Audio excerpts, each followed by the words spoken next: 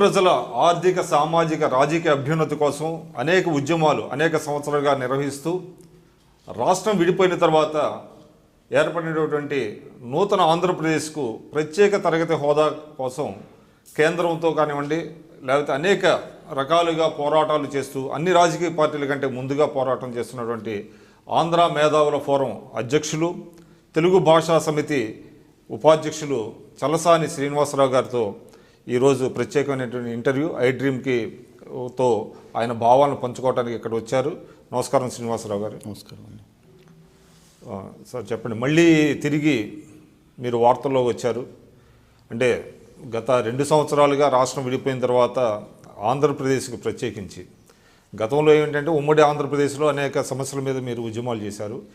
రాష్ట్రం విడిపోయిన తర్వాత ఏర్పడినటువంటి ఆంధ్రప్రదేశ్కు ప్రత్యేక తరగతి హోదా మీద అంటే నాకు తెలిసి అన్ని రాజకీయ పార్టీల కంటే ముందుగానే మీరు ఒక ఉద్యమాన్ని ప్రారంభించడం, ఆ తర్వాత కొన్ని రాజకీయ పార్టీలను కలుపుకొని వెళ్ళారు.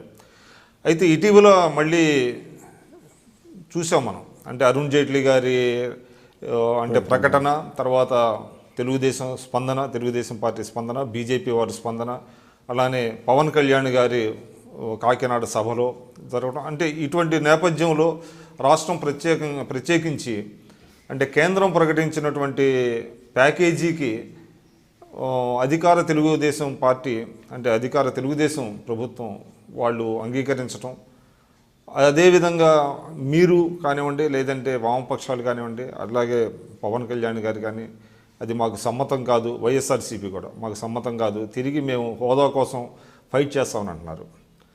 మీ రోల్ ఏంటి అసలు దీనికి సంబంధించి? అంటే ప్యాకేజీ మంచిదా హోదా మంచిదా అనేటువంటి డిస్కషన్ జరుగుతుంది. ఈవెన్ మీడియాలో కూడా ఒక సెక్షన్ ఆఫ్ మీడియా ఏమో ప్రత్యేక హోదా కంటే కూడా మనకి ఇచ్చిన ప్యాకేజీ బ్రహ్మాండంగా ఉంటుంది అని అంటున్నారు. మీ అభిప్రాయాలు ఏంటి? రాష్ట్రం విభజన కోసం ఫిబ్రవరి 20 2014లో బిల్లు పెట్టినప్పుడు అంతగా ఉవ్వెత్తుగా ఎగిసిపడ్డ ఆ ఉద్యమంలో ప్రజలు ఎందుకని ఉన్నట్టుండి నిశ్శబ్దంగా అయిపోయారని చాలామంది ప్రశ్నలు వేశారు. దేశంలో కూడా నేను ఢిల్లీ ప్రెస్ క్లబ్కి వెళ్ళినప్పుడు కూడా అదే ప్రశ్నించారు. ఏదో విధంగా న్యాయం చేయడానికి పార్లమెంట్ మీద కొంత నమ్మకం పెట్టుకుందాం, రాయితీలతో కూడిన ప్రత్యేక తరగతి హోదాతో పాటు విభజన హామీలు అనేకం అమలు చేయడానికి మేము కృతనిశ్చయంతో ఉన్నామని కేంద్ర ప్రభుత్వం స్వయానా ప్రధానమంత్రి ప్రకటించడం, ఆ తర్వాత క్యాబినెట్ జోడు జరగటం, నోటు ఇవ్వటం, క్యాబినెట్ ఆమోదించడం, ఇవన్నీ జరిగిన దాని మీద ప్రజలు సరే ఒక ప్రజాస్వామ్యం మీద ఎంత దుర్మార్గం జరిగినా విశ్వాసం ఉంచుతామని ఇచ్చారు. క్యాబినెట్ తీర్మానం అయిన వెంటనే మేము మార్చి 6వ తారీఖున తప్పనిసరిగా క్యాబినెట్ తీర్మానం అయిందిగా చట్టబద్ధత ఇవ్వాల్సిన అవసరం ఉంది, అపధర్మ ప్రభుత్వం కానా సరే ఇవ్వచ్చు, తర్వాత వాళ్ళు మిగతా వాళ్ళు రైటిఫై ఏమైనా చేయొచ్చు అనే ఉద్యమంతో ఆ రోజు మొదలుపెట్టాం. ఆ తర్వాత పూర్తి బడ్జెట్ వచ్చే ముందు మరొకసారి కేంద్ర ప్రభుత్వం దగ్గరికి ఢిల్లీ వెళ్ళాం, అందరికి కాగితాలు ఇచ్చాం. మొట్టమొదటిసారి బడ్జెట్ వచ్చే ముందులే కనుక మా రాష్ట్రానికి స్పెషల్ కేటగిరీ స్టేటస్ కనుక ఇస్తే కనుక ఆ బడ్జెట్లోనే 30% నిధులు ఏదైతే ఉన్నాయో ఆ నిధుల కోటాలోకి మేము కూడా వస్తాం. అంటే ఉదాహరణకి ఈ సంవత్సరం కనుక అంటే అప్పటికి కాంగ్రెస్ పార్టీ డిమాండ్ ఎవరో లేరండి. ఒక కాగితం ఎవరన్నా నాయకులు వెళ్ళినప్పుడు ఒక కాగితం ఇచ్చినప్పుడు కలిసినప్పుడు పక్కన కాగితం ఇచ్చి ఉంటారు, కానీ ఏ పార్టీ లేదు. ఒక దేవరకొండ బాలగంగాధర్ తిలక్ గారు చెప్పినప్పుడు అర్ధరాత్రి నిశీది ఏమీ లేవు, గతుకుల దారి, గుండెల ధైర్యం కింద ఒక్కడం వెళ్ళాం. నాతో పాటు ప్రొఫెసర్లు, రిటైర్డ్ ప్రొఫెసర్లు, కొంతమంది న్యాయవాదులు, మాతో పాటు ఇంటలెక్చువల్ పాల్గొన్న వాళ్ళు, అలాగే విద్యార్థులను కలుపుకున్నాం. ఇక్కడ ఉద్యమం చేసాం, నిరాహార దీక్షలు చేసాం, ఢిల్లీ వెళ్ళాం. ఢిల్లీ ఏదైతే ఉందో అక్కడ కూడా దీక్షలు చేసాం. పార్లమెంట్ ముందు అరెస్ట్ అయితే కూడా 3 పార్టీలు వైకాపా, తెలుగుదేశం, అలా కాంగ్రెస్ నేత నుంచి 3 కూడా వచ్చారు. ఒక్కళ్ళే చట్టబద్ధత కోరారు. అంటే ఆంధ్ర మేధావుల ఫోరం ఒకటే ఆ రోజు ఎవరైనా మీరు వ్యక్తిగా విరఫించుకోవచ్చు, ఎవరైనా ఈ పార్టీలో లేదు ఒక లేఖ ఇవ్వచ్చు, కానీ ఖచ్చితంగా ఇచ్చి తీరాల్సిందే అని చెప్పి కథం తొక్కి ఢిల్లీ అక్కడ పార్లమెంట్ హౌస్ దగ్గర అరెస్ట్ అవడం కానీ మిగతా ఏ విధంగా ఇక్కడ నిరాహార దీక్షలు చేయడం కానీ అప్పుడు ప్రజల్లో కూడా పెద్ద కొంత స్తబ్దత ఉంది, ఈ మీద అవేర్నెస్ లేదు. చేసిన చాలా కాలానికి కాంగ్రెస్ పార్టీ మొట్టమొదటిగా వాస్తవం చెప్పాలి, నాకు ఐఎమ్ నాట్ బిలాంగ్స్, నేను పార్టీ సంబంధం లేదు, 1 కోటి సంతకాల కార్యక్రమం అని చెప్పి కాంగ్రెస్ పార్టీ ఒక 6-8 నెలల తర్వాత మొదలు. అంటే అది తర్వాత 8 నెలల తర్వాత. అంటే నేను అడిగేది ఏంటంటే మీరు చట్టబద్ధత కోసం పోరాటం చేశారు. ఏది రాష్ట్రం విడిపోయిన వెంటనే, విడిపోక ముందే ఎందుకు చేయలేదంటారు చట్టబద్ధత వాళ్ళు? రీజన్ ఏంటి? అది ఎవరు కాళ్ళు ఫస్ట్ ఎన్నికల్లో ఉన్నారు, ఎవరికి వాళ్ళు ఎన్నికల్లో నెగ్గాల్సిన ఎన్నికలు ప్రకటించబడే సమయంలో ఎవరికి వాళ్ళు తమ తమ రాజకీయ స్వార్థం కోసం దానికోసం వెళ్ళిపోవడం జరిగింది. అందువల్ల మొట్టమొదటి కనుక కాంగ్రెస్ ప్రభుత్వమే కేబినెట్ తీర్మానం చేసిన తర్వాత ఆపధర్మ ప్రభుత్వం అని అనేక జీవోలు ఇచ్చిందండి. ఒకటి ఇచ్చేస్తుంటే ఎలాంటి ఇబ్బంది లేదు, ఎంత సీరియస్ అని అనుకోలేదు.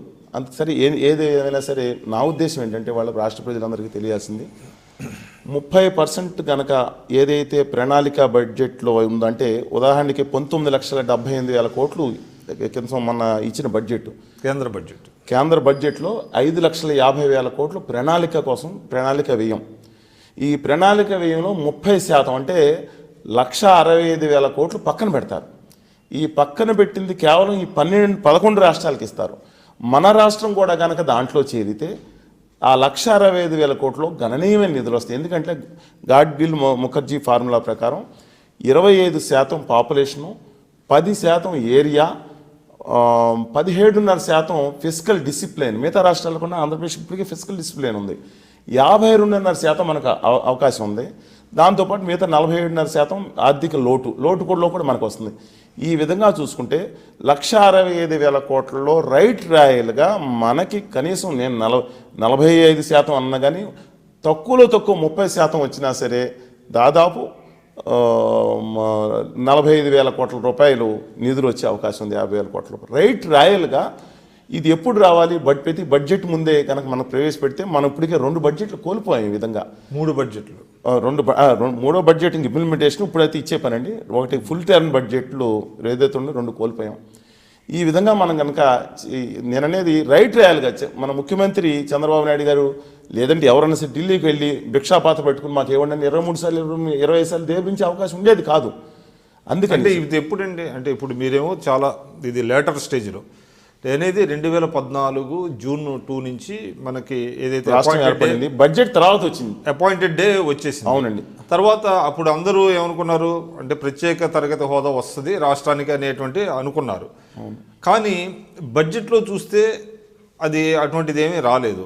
ఎప్పుడు రిలీజ్ అయ్యారు అంటే కేంద్ర ప్రభుత్వం వెనకడుగు వేసింది దీని మీద అనేటువంటిది వాళ్ళు పెట్టకపోవటం, దాని గురించి మాట్లాడకపోవటం, అసలు దాన్ని పట్టించుకోకపోవటం ఇది ఒకటే కాదు. మేము ఇది ప్రత్యేక తరగతి హోదాతో పాటు రాయితీలతో ఇవ్వాలని చెప్తూ విభజన హామీల కోసం ఉద్యమం చేస్తున్నాం.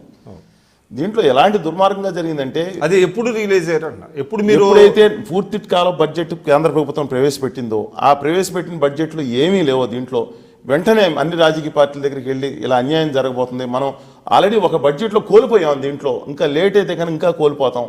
మనకి రైట్ రాయల్గా 2014 ఆగస్టు సెప్టెంబర్ నుంచి మేము ఎడ్యుకేట్ చేయడం జరిగింది.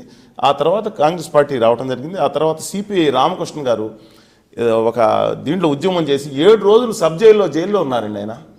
ఆ తర్వాత సిపిఎం పార్టీ, ఆ తర్వాత వైఎస్ఆర్ కాంగ్రెస్ పార్టీ కూడా ఆగస్టు 10వ తారీఖున 2015లో దీక్ష రావడం ఈ విధంగా వచ్చారు. దీని మీద మేము వివిధ రకాలుగా ఉద్యమించాం. ఒకటి ప్రజల్లో చైతన్యత్వం వివిధ దశల్లో ప్రజల్లో అనేక జిల్లాలు తిరగటం, సాధ్యమైన చోట కాలేజీలకు వెళ్ళటం, లేకపోతే మందపల్లి ఇన్స్టిట్యూట్ ఆఫ్ టెక్నాలజీలో అంబేద్కర్ యూనివర్సిటీ అక్కడ ఉందండి, శ్రీకాకుళంలో వెళ్ళటం, ఎక్స్ప్లెయిన్ చేయటం, అలాగే ప్రసార మాధ్యమాలు ఎక్స్ప్లెయిన్ చేయటం, పుస్తకాలు పబ్లిష్ చేసి అందరికీ ప్రత్యేక హోదా గురించి చెప్పటం. రెండో దశలో ఏం చేసామంటే బస్సు యాత్ర పెట్టాం. సరే మీరు ఉద్యమాలు చేశారు, ఇదంతా ప్రజలను చైతన్యం చేశారు, అంతా అయింది. వెంకయ్య నాయుడు గారు కేంద్ర మంత్రిగా ఉన్నారు. వారే ఆ రోజున 5 సంవత్సరాలు కాదు మాకు 10 సంవత్సరాలు కావాలి ప్రత్యేక హోదా అని మాట్లాడారు. తర్వాత ఆయన స్వరం మారి తర్వాత ఆయన ఏమన్నారు అంటే కాంగ్రెస్ పార్టీ ఆ రోజు కనుక బిల్లులో ఎందుకు పెట్టలేదని అన్నారు. అంటే మీరు బిల్లులో పెట్టాల్సినటువంటి అవసరం ఉందంటారా? మీ అంటే ఆంధ్ర మేధావుల ఫోరం అధ్యక్షుడు ఖచ్చితంగా నేను వివరాలు కనుక పరిశీలిస్తే బిల్లులో పెట్టాల్సిన అవసరం లేదు.